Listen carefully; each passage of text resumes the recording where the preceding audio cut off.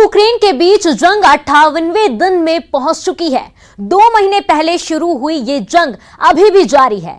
इस बीच रूस ने यूक्रेन के मारिउपोल शहर पर जीत का दावा किया है। नमस्कार, मैं हूं आपके साथ आयुषी ओझा और आप देख रहे हैं मैदाने जंग। बताया जा रहा है कि रूसी राष्ट्रपति व्लादिमीर पुतिन ने अपनी सेना को मारिउपोल पर हमले रोकने का आदेश दिया है। साथ ही इस शहर की मजबूत घेराबंदी के लिए भी कहा है। वहीं यूक्रेन के राष्ट्रपति वोलोदिमीर जेलेंस्की ने विश्व बैंक के मंत्री स्तरीय गोलमेज सम्मेलन में रूस पर युद्ध कर लगाने का प्रस्ताव रखा है। वहीं दूसरी ओर युद्धग्रस्त क्षेत्रों में सुरक्षित स्थान पर जाने के लिए यूक्रेन में 22 अप्रैल यानी आज कोई मानवीय गलियारा नहीं खोला गया। उप प्रधानमंत्री ने बताया कि जिन रास्तों से लोगों को निकाला जाना है उन पर खतरे के कारण मानवीय गलियारा नहीं बनाया गया है। इधर रूस ने जपोरिजिया पर मिसाइलें दागी है। 8 घायल रूसी सेना ने यूक्रेन के जपोरिजिया पर मिसाइल से हमला किया है। क्षेत्रीय सैन्य प्रशासन ने बताया कि इस हमले में 8 नागरिक घायल हो गए हैं। ये मिसाइलें खोरित्सिया द्वीप पर दागी गई है।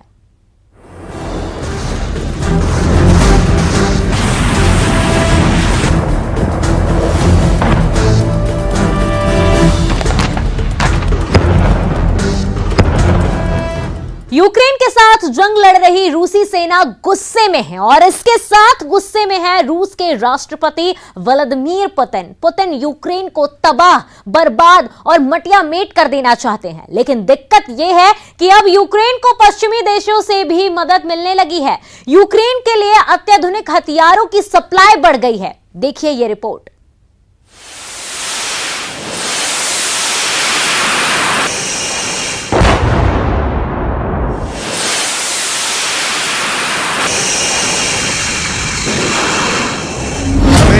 यूरोप के भेजे हथियारों पर रूसी सेना का निशाना।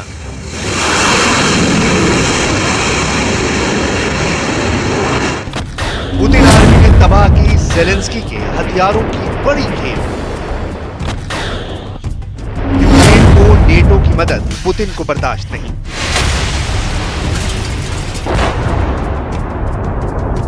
जले हुए विमान का ये मलबा और इससे उठती लपटें इस बात का सबूत है कि पुतिन इस जंग में बौखलाए हुए हैं।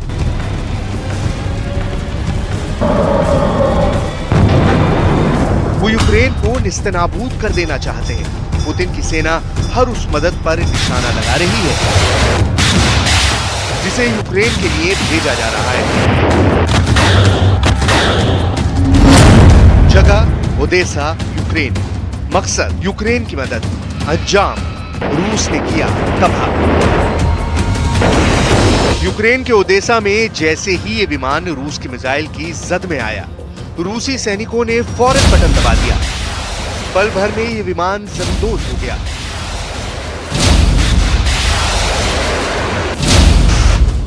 इस विमान में विध्वंसक हथियार लदे थे। रूस का दावा है कि हथियार पश्चिमी देशों ने यूक्रेन की मदद के लिए भेजे थे। इस विमान में लदे हथियार रूसी सेना के खिलाफ जारी जंग में इस्तेमाल करने के लिए कीव पहुंचाया जाना था, लेकिन ये विमान रूस के मजबूत एयर डिफेंस सिस्टम को चकमा नहीं दे पाया और जैसे ही रडार से इसके दक्षिणी यूक्रेन में ओदेसा के पास उड़ान भरने की जानकारी मिली, रूसी सेना के मिसाइल सिस्टम हरकत में आ गए और पुतिन की सेना ने ताबड़तोड़ मिसाइलें दागकर इसे मार गिराया। इस हमले के फौरन बाद रूस के रक्षा मंत्रालय ने बगैर देर किए बयान जारी कर हथियारों से लदे विमान को मार गिराने की पुष्टि कर दी। यूक्रेन के कई शहरों में भीषण जंग चल रही है। रूस ने यूक्रेन की मदद के लिए जा रहे हथियारों से लदे विमान को ध्वस्त कर दिया, तो यूक्रेन का भी रूसी सेना को किए गए बड़े नुकसान का दावा है। रूस का दावा है कि उसने 139 यूक्रेनी लड़ाकू विमान मार गिराए हैं, तो यूक्रेन का दावा है कि उसने 166 रूसी लड़ाकू विमान गिराए। रूस का दावा है कि उसने 2326 यूक्रेनी टैंक तबाह किए हैं, तो यूक्रेन ने दावा किया कि उसके सैनिकों ने 790 रूसी टैंक तबाह किए हैं। युद्ध में रूस ने 483 यूक्रेनी ड्रोन गिराए, तो यूक्रेन ने रूस के 155 ड्रोन गिराए हैं। रूस ने 250 एंटी एयरक्राफ्ट सिस्टम ध्वस्त किए हैं। तो यूक्रेन ने अब तक 66 एंटी एयरक्राफ्ट सिस्टम ध्वस्त किए हैं। पुतिन की सेना ने जेलेंस्की के 254 मल्टी रॉकेट लॉन्चर तबाह किए हैं। वहीं जेलेंस्की की सेना ने 123 मल्टी रॉकेट लॉन्चर तबाह किए हैं। रूस ने यूक्रेन के 2184 सैन्य वाहन तबाह किए हैं, तो यूक्रेन ने रूस के 2041 सैन्य वाहन तबाह किए हैं। जाहिर है, इन आंकड़ों को देखने के बाद ये तो तय है कि इस जंग में रूस का पलड़ा उतना भारी नहीं है जितनी उसकी ताकत है। उधर जेलेंस्की भी और जोर लगा रहे हैं। उन्होंने दुनिया भर के नेताओं से यूक्रेन की मदद करने की अपील की है।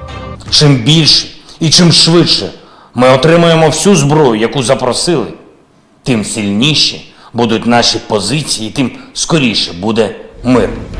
जेलेंस्की की इस अपील के बाद अमेरिका ने यूक्रेन को $800 मिलियन की अतिरिक्त मदद देने का ऐलान किया है, जिसमें यूक्रेन को भारी हथियार और सैन्य उपकरण मुहैया कराए जाएंगे।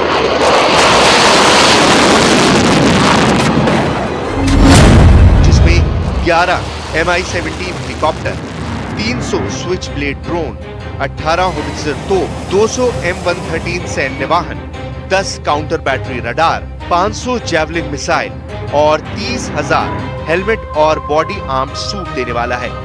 Гарячкова активність окупантів свідчить передусім про їхню невпевненість, про те, що навіть маючи значні запаси ще радянської військової техніки і значну кількість солдатів, яких командування не жаліє, від слова взагалі, російські військові сумніваються у своїй. अमेरिका ने यूक्रेन को मदद देने का ऐलान किया है, तो ब्रिटेन भी उसकी मदद के लिए बेताब है। पिछले दिनों यूक्रेनी सेना को मैस्टिफ आर्म्ड व्हीकल दिए जाने की घोषणा भी ब्रिटेन ने की थी। इस एक व्हीकल का वजन 23 टन है। इसमें 8 सैनिक और 2 चालक आ सकते हैं। इस मदद से यूक्रेनी सैनिक रूसी सैनिकों के खिलाफ आक्रामक तरीके से लड़ सकेंगे।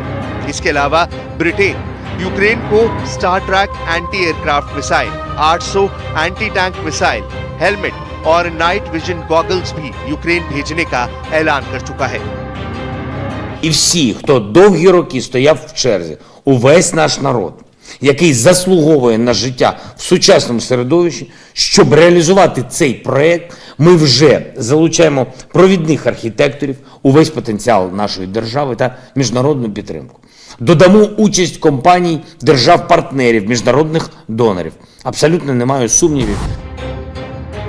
उधर यूरोपियन यूनियन ने भी यूक्रेन को युद्ध में जल्द से जल्द हथियार मुहैया कराने का भरोसा जताया है। जाहिर है, ये युद्ध अभी लंबा खिंचने वाला है। अभी और महातबाही होने वाली है। रूस यूक्रेन युद्ध में जेलेंस्की का पारा हाई है। जेलेंस्की हर मोर्चे पर अपने को मजबूत साबित करने की कोशिश में जुटे हैं, लेकिन क्या जेलेंस्की कीव के किले की तरह डोनबास में भी अपना जलवा दिखा पाएंगे? देखिए ये रिपोर्ट।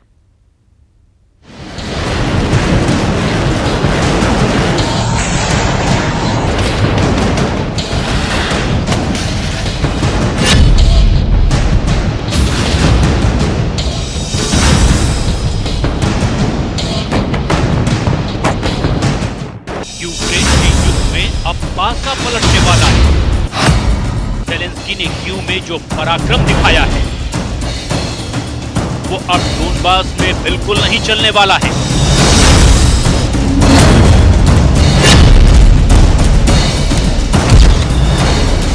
उसकी वजह है कीव और डोनबास का फर्क। जंग का पहला चरण यानी कीव की लड़ाई जेलेंस्की ने जीती, लेकिन जंग का दूसरा चरण यानी डोनबास की लड़ाई क्या पुतिन आसानी से जीत लेंगे? रूस के टैंकों के लिए कीव का इलाका टैंकों का कब्रिस्तान साबित होगा। लेकिन क्या डोनबास में रूस के टैंक गरजेंगे और ऐसे धाकड़ तरीके से दौड़ेंगे या डोनबास रौंद डालेंगे? आपको कीव और डोनबास का पूरा फर्क समझाएंगे। क्यों डोनबास में रूस का पलड़ा भारी नजर आ रहा है, ये भी बताएंगे। लेकिन पहले आपको ले चलते हैं डोनबास की युद्ध भूमि में, जहां रूस के फाइटर जेट्स ने अपना जौहर दिखाना शुरू कर दिया है।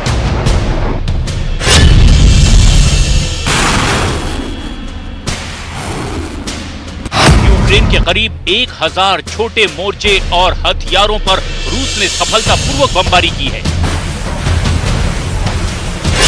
डोनबास में पुतिन की जीत शुरू हो चुकी है।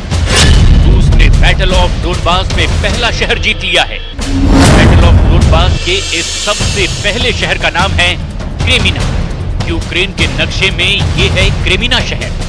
रूस की आर्मी ने क्रेमिना की कुछ तस्वीरें रिलीज की हैं, जिसमें दिखाया गया है कि किस तरह यूक्रेन की आर्मी इस क्रेमिना शहर को छोड़कर भाग गई है और न सिर्फ ज़ेलेंस्की के लड़ाके भाग गए, बल्कि अपने T-65 टैंक भी छोड़ गए हैं, जिस पर रूस के सैनिकों ने कब्जा कर लिया है और बाकायदा यूक्रेन के टैंक पर चढ़कर उनकी पूरी जांच पड़ताल भी की।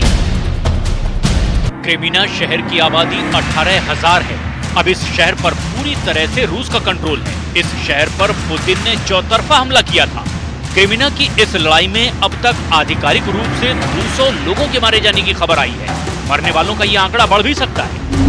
यूक्रेन के नक्शे को दोबारा देखिए। डोनेत्स्क और लुहांस्क के करीब ये शहर है क्रेमिना और क्रेमिना के करीब है क्रामेटोर्स्क। अब इस शहर पर धावा बोलने की तैयारी पुतिन की सेना ने शुरू कर दी है। यूक्रेन के क्रामेटोर्स्क में रूस की सेना ने हमले शुरू कर दिए हैं। ये तस्वीर देखिए, कैसे रूस के हवाई हमलों से यूक्रेन के लोग सड़कों पर घायल पड़े हुए हैं। ये शहर भी खंडहर में तब्दील हो रहा है। मिसाइलों के अटैक से इस शहर में बड़े बड़े गड्ढे बन गए हैं। जान बचाने के लिए यूक्रेन के लोग इस शहर को छोड़कर भाग रहे हैं। एक बार जब रूस की सेना डोनबास पर पूरी तरह से कब्जा कर लेगी तो कीव पर ज्यादा बड़ा हमला किया जा सकता है और इसीलिए ज़ेलेंस्की की बेचैनी अब और ज्यादा बढ़ गई है।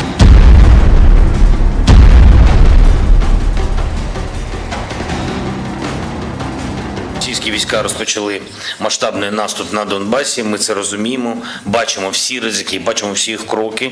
Вони продовжують ракетні обстріли по всій території нашої держави.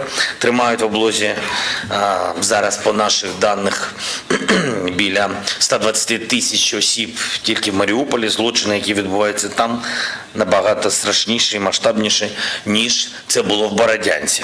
Переконаний, що спільними зусиллями ми зможемо притягнути всіх винних до відповідальності. І точно, я вам обіцяю. ज़ेलेंस्की की मुश्किल अभी और बढ़ने वाली है, क्योंकि कीव और डोनबास के मैदाने जंग में बहुत बड़ा फर्क है।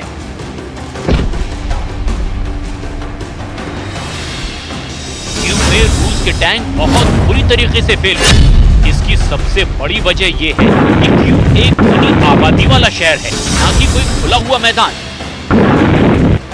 टैंक हमेशा उसी युद्ध भूमि में सबसे ज्यादा कारगर होते हैं जहां वो खुले मैदान में हों और उनकी रफ्तार में कोई कमी ना आए। टैंक किसी भी कोने में, किसी भी इलाके में हमला करने की क्षमता सिर्फ मैदानी इलाकों में ही रखते हैं। जबकि अगर आप गौर करें तो कीव एक ऐसा शहर है जो यूक्रेन की राजधानी है और राजधानी होने की वजह से वहां पर बिल्डिंग्स और बड़ी इमारतों का एक पूरा जाल फैला हुआ है। टैंक रफ्तार पकड़कर दौड़ सके, कीव में ऐसी परिस्थितियां नहीं थी। यही वजह है कि कीव की सीमा पर ही रूस के टैंकों की गति धीमी हो गई। कीव में मुख्य राजमार्ग पर रूस के टैंक मूव नहीं कर पा रहे थे, क्योंकि टैंक यूक्रेन के स्विच ब्लेड ड्रोन के निशाने पर आसानी से आ रहे थे। अपने देश की राजधानी के राजमार्गों पर यूक्रेनी सैनिकों के लिए निशाना लगाना बहुत आसान था। जब रूस के टैंक ने कीव के अंदर जमीन पर उतरने की कोशिश की, तब जमीन नरम होने की वजह से रूस के टैंकों की रफ्तार कम हो गई। ऐसी स्थिति में रूस के टैंक जेवलिन मिसाइलों और ड्रोन के निशाने पर आ गए।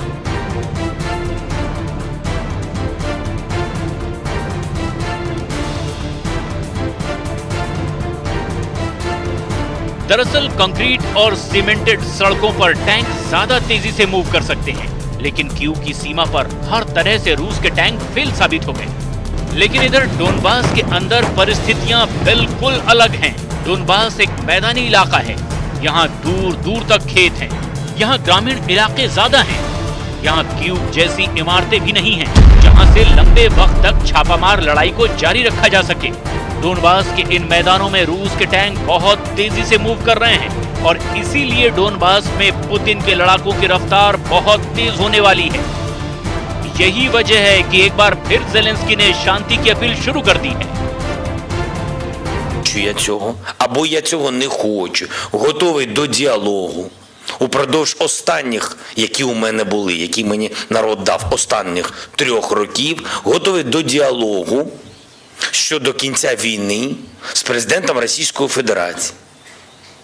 Це так само, коли вони виходили постійно з медіасигналами, поки не почали повномасштабне вторгнення. Ще раз підкреслюючи, що вони не готові до мирного врегулювання. डोनबास में टैंक रूस के लिए इसीलिए भी ज्यादा फायदेमंद साबित हो सकते हैं क्योंकि स्विच ब्लेड ड्रोन एक बड़े मैदानी इलाके में कम कारगर हैं। स्विच ब्लेड कामिकाज़े ड्रोन से ज्यादा 40 मिनट तक उड़ान भर सकते हैं। क्यू जैसी घनी आबादी वाले इलाके में तो ये स्विच ब्लेड ड्रोन कामयाब थे, लेकिन डोनबास के बड़े मैदानी इलाकों में इनके लिए रूसी टैंकों के काफिले पर हमला करना बहुत मुश्किल हो जाएगा। डोनबास में पुतिन की जीत इसीलिए भी आसान हो सकती है क्योंकि क्यू डोनबास से लगभग 500 किलोमीटर की दूरी पर है। डोनबास में रूस की सेना के लिए क्यू जैसी सप्लाई लाइन की कोई दिक्कत नहीं होगी। इसके अलावा डोनबास के इलाकों में मैदानों में छापामार युद्ध नहीं बल्कि सीधी लड़ाई होगी और सीधी लड़ाई में रूस के सैनिकों का पलड़ा भारी होगा क्योंकि उनकी संख्या भी ज्यादा है। साल 2014 से ही रूस यहाँ लड़ रहे अलगाववादियों को समर्थन दे रहा है, इसीलिए भी रूस डोनबास के इलाके से ज्यादा परिचित है और यही वजह है कि रूस अभी से खुद को जीता हुआ दिखाना चाहता है। भले ही क्यू में रूस के पांव उखड़ गए, लेकिन रूस तो यही कह रहा है कि युद्ध उनके प्लान के मुताबिक ही चल रहा है। Продолжается по плану.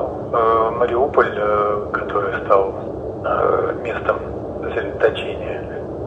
कुल मिलाकर डोनबास एक ऐसा युद्ध का मैदान है जिसको जीतना पुतिन के लिए भी जरूरी है और ज़ेलेंस्की के लिए भी जरूरी है। यानी डोनबास में दोनों के लिए करो या मरो की लड़ाई है।